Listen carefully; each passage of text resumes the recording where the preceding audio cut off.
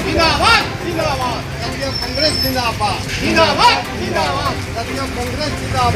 जिंदाबाद जिंदाबाद कांग्रेस जिंदाबाद।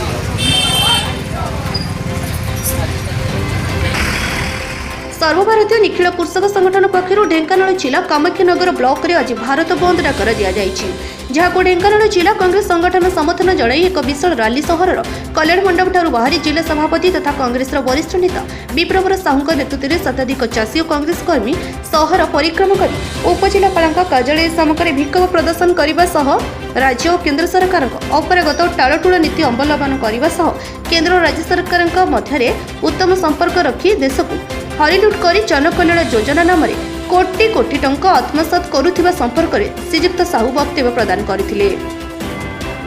कामाख्या प्रसाद पंडा जिला संपादक आज आज्ञा जातीय कांग्रेस तरफरु कृषक महासंघ जो डाकरा देछि जातीय कांग्रेस को नहीं तार मंग धरी आमर मान्यवर विप्रवर साहू से होचंती किसान सेक्रेटरी तेणु तांको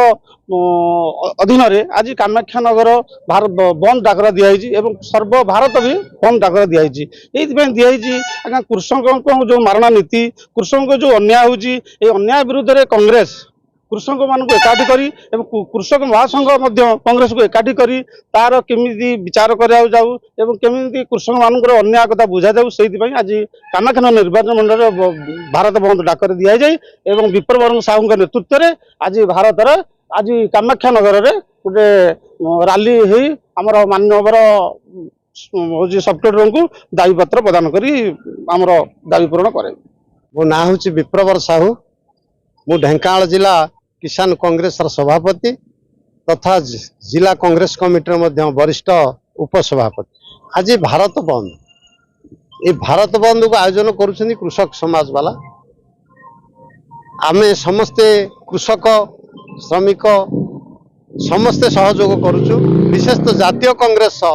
संपूर्ण रूपे सहयोग करुछि तेणु आज आमर एठी जिले में किसी कार्यक्रम जोरदार चली मु आज निजे आसी कामाक्षानगर निर्वाचन मंडली की आज कामाक्षानगर पीठरे आमर सब कृषक भाई माने श्रमिक माने समस्ते आज एकजुट होइछे एवं कृषक संगठन कर्मकर्ता एठी उपस्थित अछंती एवं आमर कामाख्या प्रसाद पंडा जी वरिष्ठ कांग्रेस नेतृत्व सी आम गहन में अछंती कहिबार कथा या सारा भारत वर्ष रे वर्तमान कृषि एवं कृषक को मारण करा जाउछि ए बीजेपी सरकार बा बीजेडी सरकार ए उभय मिसिकरी आज कृषक मान को जानी हत्या कला भलिया कार्य होइछि जो भली भाव रे कृषक माने आज आंदोलन करुछन तांगर एमएसपी तांको जिनिसर एमएसपी ठीक भाव में करा जाउ नाही दर दाम बढ़ी चली बेकारी समस्या जोरदार बढ़ी चली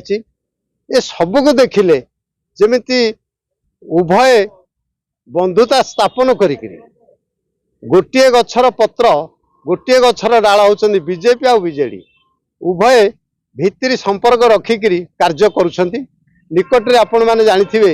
अश्विनी वैष्णव को बीजेडी वाला समर्थन कले बीजेपी मंत्री ताऊ समर्थन कले एथुर भित्री उद्देश्यटा कौन भित्री संपर्कटा कौन जना पड़ला तेणु आम चिंता करुचु